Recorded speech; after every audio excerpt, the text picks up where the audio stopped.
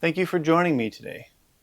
My name is Rick, and in this new series, we are going to be just sitting around. Right now, we're sitting on the brilliance of the seas, looking out at the beautiful sea day. It's absolutely beautiful here. We're usually going to touch three topics. Two topics on cruising in your 50s, and then the third topic, we'll just have a little fun, and we'll talk about some random nonsense.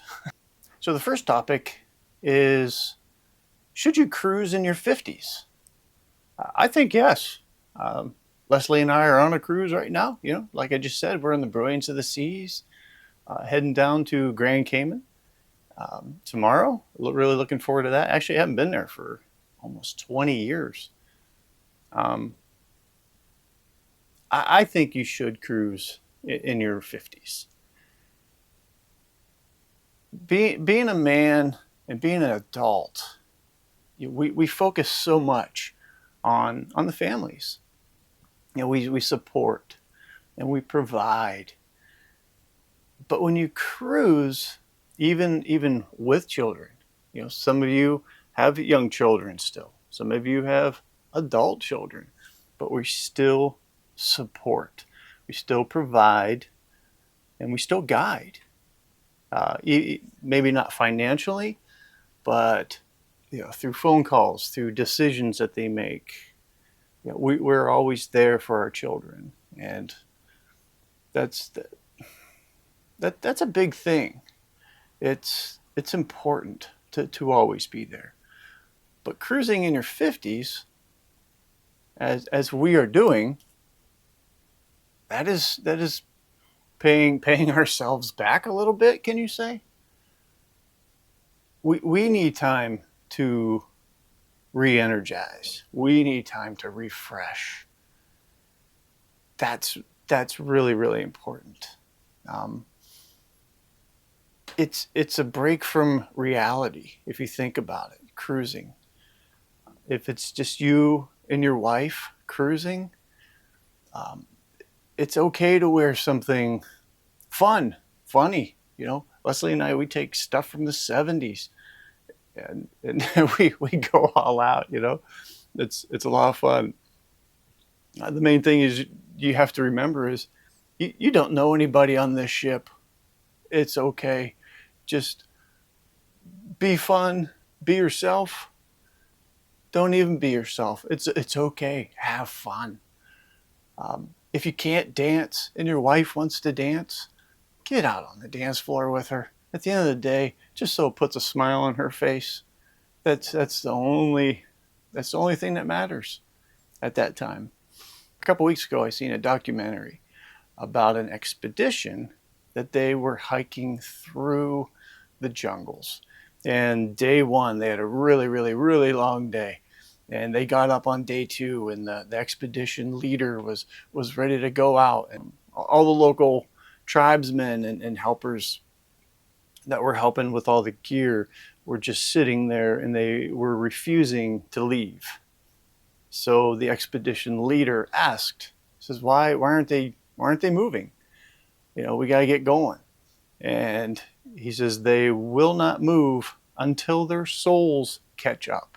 They worked so hard the previous day, they were waiting for their souls to catch up with their bodies. So to me, isn't that a little same with cruising? We work all the time, supporting, protecting our families.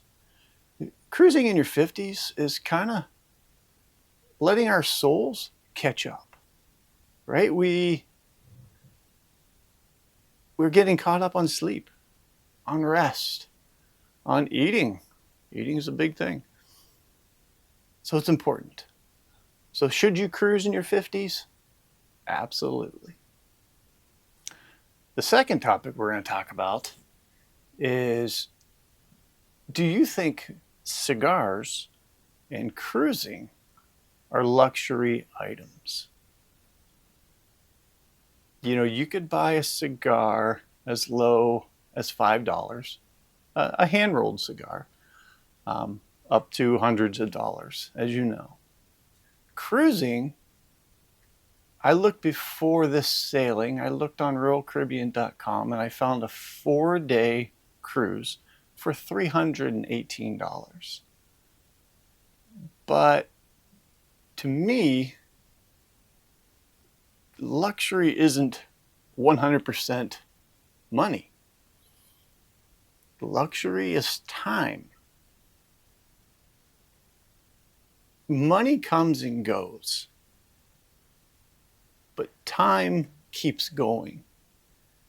So I think when we're in our 50s, while we're still mobile, I think we need to get out there and enjoy the high seas, enjoy the elegancy of cruising, being with your wife, being with your husband, being with your family.